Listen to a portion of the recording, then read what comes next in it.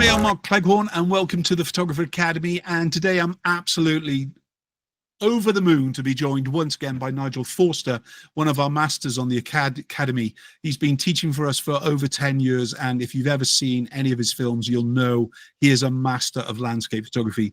And the most exciting thing for me today, at long last, it feels like a lifetime for me, and never mind for him, it must feel like a lifetime for him. But your book is out. Congratulations. It is today. Oh, no, today. Yesterday. Wow. Thank you for choosing me as your kind of one of the options. I know you've got loads of interviews planned, really. Let's get straight into the book, because this isn't a typical book for photographers alone, is it? This is really for people who want to cherish and celebrate Welsh landscape, no? It is. It is a bit obviously for people who appreciate great photography, but also for people who simply want to admire, view the diversity of the Welsh landscape. Its mountains, its coastlines, its industry, its rural landscapes, everything that Wales has to offer throughout the seasons. And am I right in saying that you were actually approached by the actual publisher to actually put it all together? Yes, I've worked with them before on a previous iteration of a Wales landscape book. I submitted some pictures, but this time they've always admired my work and was quite good to hear. And this time they wanted to use only my photography with this version of the book. So there's about 85 plates of my images throughout Wales taken over the last 12, 13, 14 years. Now, it's the home of my birth, and it's the home where I live, Wales. Yeah. It's not your place of home, though, is it? It isn't. I grew up in the Midlands, but I've lived in Wales since 1991. So 34 years. That's a long time. Quite a long time. And it's Wales become my home as well. Well, you know, and I would never live anywhere else. You know, you only have to look at the landscape in the cover of the book that was taken from Cribgoch, in Snowdonia on the Snowdon Horseshoe, quite a climb up there, to realize that that could not be taken anywhere else, and it's a place to admire and to love. Absolutely. And how hard was it to choose the front cover? I mean, was it a fight between you and the publishers? A little bit. I had my personal favorite. It was put to a vote of their publishing team, about 10 people, and I went for more a women. I preferred an image which is more typically me, a simple composition, orange tree on a slate background, also taken in Snowdonia, which was more about my kind of simple compositions. They wanted one which was more typically visually Wales, that people could look at and say that is Wales. That is the one that won by 8-2 in the vote. Well, the good news is, just by pure coincidence, one of the first images we're going to look at is the orange tree in the slate quarry. We'll have a look at that. Well, isn't that remarkable? Well, yeah, that's planning in advance, almost kind of thing with it, you know. What are people going to expect on their journey through the book when they're kind of, because you know, I've got a lot of family in and around the world, specifically in the States. So obviously, you know, we had a chat beforehand. I know it's available through all good booksellers and so on with it. Is it more of a look at the heritage, the longing? Is that really what the book is about, the celebration of Wales? It is. It's a celebration of Wales, but also the celebration of its absolute diversity throughout the seasons, its industry, its heritage, its green fields, its coastline, its mountains, its seasons, the way it changes. And it's a mix of conventional, traditional, typical Welsh landscapes where you can clearly see that it's Wales, to images which are more personally me and my take on Wales as well.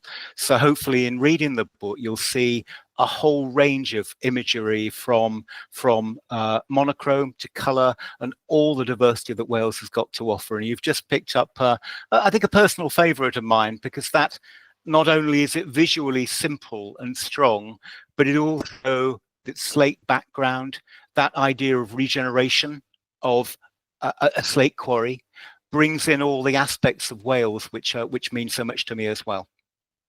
I'm going to flick through some images a little bit slowly anyway, but whilst I'm doing that, can you walk us through, you know, your typical process for a landscape shoot, from planning, location, scouting, final image selection, and blah blah blah? Because a lot of people, they're going to go for a walk and they're going to have a smart device if they're not going to have a camera, isn't it? Yeah. Sure. Explain to us a little bit about what's going through your head in your planning as a landscape photographer and a specialist. I live in the Brecon Beacons, and therefore, if I'm taking images around here, I'll often simply pick up the camera, go for a walk up a favorite hill or something like that, and see what I can find on the right kind of day. Typically a sunshine and showers, stormy kind of day, or maybe a misty morning or something like that. I'll always keep an eye on the weather. If I'm going further afield, I'll normally, like for example, Snowdonia, I'll normally stay for 2 or 3 days with the intention of going to a variety of places. Again, looking at the weather, maybe one day I'll go up a mountain top. Other days I might go into a woodland or something like that and go and visit a waterfall, just to capture a variety of landscapes in a particular location. So so I probably have a slightly different approach if I'm traveling away from home than if I'm at home, which tend to be shorter visits out for a morning shoot or something like that, or an afternoon shoot. Pick up my camera. If I'm going up a mountain, I'll normally travel very light, normally a camera and a lens. I wouldn't normally take a tripod. If perhaps I'm obviously doing a night shoot, or if I'm doing a lowland landscape, perhaps involving waterfalls, I might take all my kit with me. I use Nikon mirrorless system, by the way, but which is fairly lightweight. But typically, so depending on where I'm going and the kind of shoot it is, will dictate my approach. What is it about Wales, do you think, that continually draws you back and still inspires you? You know, I know you're living here now. Sure, sheer diversity. If you look at the difference between the ruggedness of North Wales and the unchanging landscape of Mid Wales with its green hills that never changes, there's just a dramatic contrast. And then, of course, you've got the industrial landscapes of South Wales. For such a small country, it's got an incredibly diverse and very beautiful landscape. And that's leaving aside, of course, its variety, its coastlines as well. So we're never too far. Wherever you live in Wales, you are never too far from a great place to capture photographs. Very good. Obviously, I'm a bit biased. Let me just bring up the website a minute. It's just actually over on the side here. I'm a little bit biased because I live here, and I think it's great that you've got multiple books available. If anybody's looking on this page for the first time, the £39 is for the one-off book, but you can buy multiple books and things, really. Nigel, just a kind of idea. You're going to have some limited prints available that are featured in the book as well? Yes, absolutely. Any print in the any image in the book is available as a limited edition print. Absolutely, in any size. Brilliant. Yes. So if you want to actually kind of find out some more information and to actually buy your copy, remember they're available all through booksellers as well. But if you were to go on to Nigel's creativephotographytraining.co.uk page and then literally hover over the About Us section, you can click on the My Book part there. And this will actually bring you up with the full information. Yeah, the full information. And then obviously kind of you've got a button there to actually go and buy your copies and things.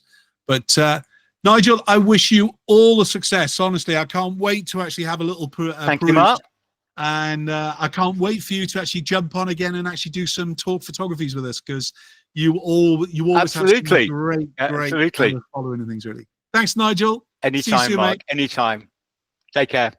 Good luck, mate. Bye-bye. Bye.